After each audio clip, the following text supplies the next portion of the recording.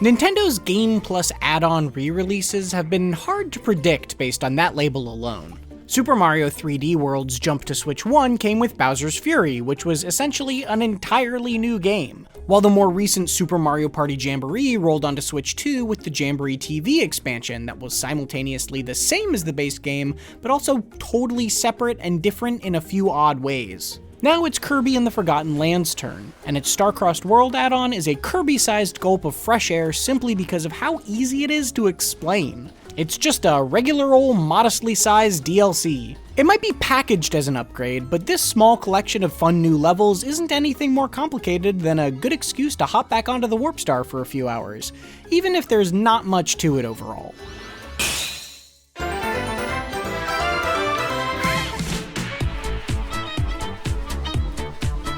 Let's get the boring business talk out of the way first. The only ways to access Star-Crossed World are either to pay $20 to upgrade your Switch 1 version of Kirby and the Forgotten Land to the Switch 2 edition, which also comes with some welcome but inessential performance improvements, or buy the Switch 2 version fresh for $80. You could also buy the Switch 1 version for $60 and skip the added content, but there's no way to get the Switch 2 enhancements without it. Because those enhancements aren't very significant, this really does just feel like DLC in a very traditional sense, and as such, this review is going to focus on Star-Crossed World alone rather than the bundle it's being marketed as. The other reason that makes the most sense to me is because my review of Kirby and the Forgotten Land still holds up exactly the same as when I wrote it 3.5 years ago.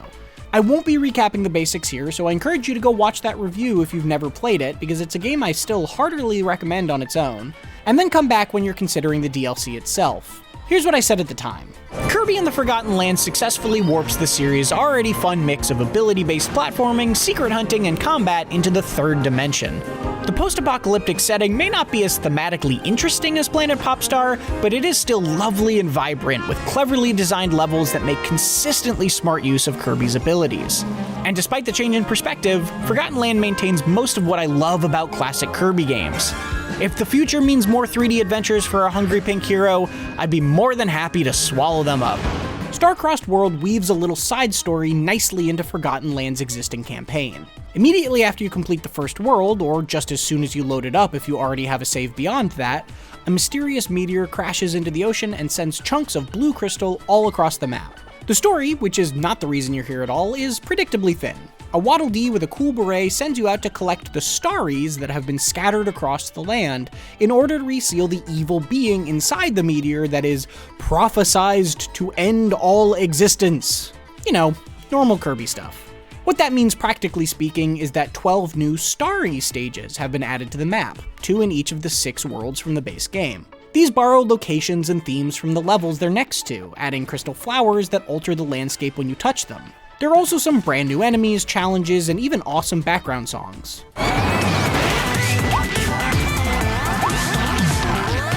I was initially concerned that these stages would just be remixes, but that proved not to be the case. They're made up almost entirely of new areas, and the handful of times you do revisit spots, like in the excellent mall level, it feels entertainingly referential rather than like a cheap rehash.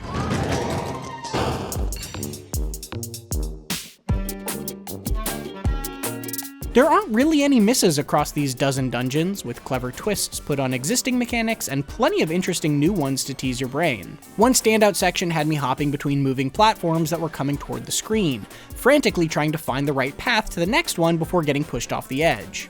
Another revisits the very silly pipe Mouthful Mode transformation to send you rolling down a roller coaster track that you need to reveal extra pieces of in real time. None of them put up too serious of a fight since this is a Kirby game, but they are a bit more challenging than the rest of Forbidden Land across the board, making them a nice additional post-game option to keep you playing, even though they actually unlock in tandem with the main story.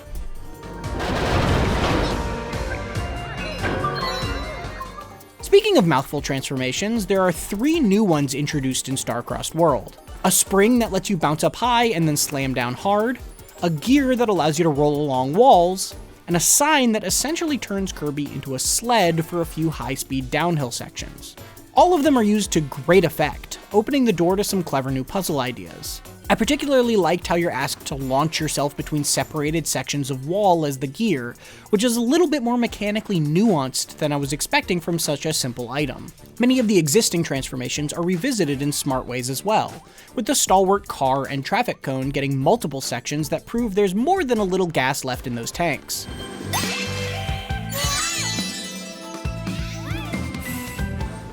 Even the stairs transformation, which in the main game I thought was, well, pretty dumb, is actually used in interesting ways here. For example, there's a short section where you have to leave your stairs on a moving conveyor belt, then hop elsewhere to complete a task before it falls off a ledge. Neat. Unfortunately, Kirby's more traditional transformations didn't get the same attention. There are no new ones and no new upgrades for any of the existing set. Perhaps more importantly though, if you have already beaten Forgotten Land and are returning to this DLC years later like I did, having a maxed out toolset already can make some of the beefed up enemies a bit too easy to shred. One new enemy type in particular acts as a fun little recurring mini-boss, calling down meteors that you have to dodge as you break away progressive layers of crystal armor. But a charged up attack from a fully upgraded copy ability can trivialize that otherwise interesting encounter from the jump.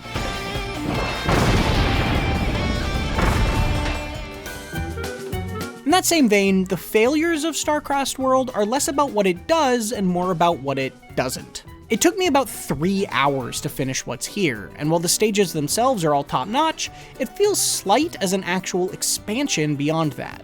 There are no boss fights across those 12 levels, no new Treasure Road bonus stages that were a big highlight of the original, even for the new Mouthful options, and nothing really changes back at your Waddle Dee village. Although there is a little bit more to see beyond the starry stages that I can't get into here. Even the new star-based currency you collect became fairly uninteresting once I realized its only use was unlocking a new set of gacha figurines. It's not like there's nothing worthwhile here, and it's not like I got 100% completion across those 12 stages right away. Just like the base game, I didn't usually make it to the end with every single collectible on my first try, so there's plenty more secrets left for me to sniff out. But Starcrossed World can't help but feel like a drop in the bucket when you compare it to everything that was already available. The levels it adds are great, but that single afternoon of fresh platforming is pretty close to the entire package. The Nintendo Switch 2 edition changes don't do much to entice you either. You'll no longer see NPCs in the distance moving at comically low frame rates, but that's the only change that really jumped out at me. Don't get me wrong, the higher FPS and resolution are welcome, and it all looks quite nice, but it didn't really look bad to begin with. Forgotten Land was such a stylized game already, one without any of the real performance issues other Switch 1 games were able to fix in the jump to Switch 2, so the ceiling on how much better it could look without a more substantial overhaul wasn't too high in my eyes. Kirby and the Forgotten Land is still a great platformer 3 years later, and the Starcrossed World DLC that comes as part of its Nintendo Switch 2 edition adds a few more amusing levels to the mix, but that's about it. A couple of cool new enemies, funny Mouthful Mode transformations, and clever ideas put its 12 stages in the top half of the heap overall, but with little beyond that, this comes across less like a proper expansion and more like a DLC level pack to invite you to come back for a weekend. It's all fun enough that it's fairly easy to recommend to anyone who's been dying for more Forgotten Land since finishing it, but doesn't feel like an upgrade that will irresistibly suck you in like one of Kirby's Mouthfuls.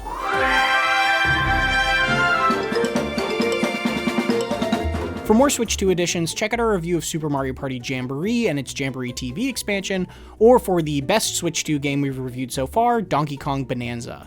And for everything else, stick with IGN.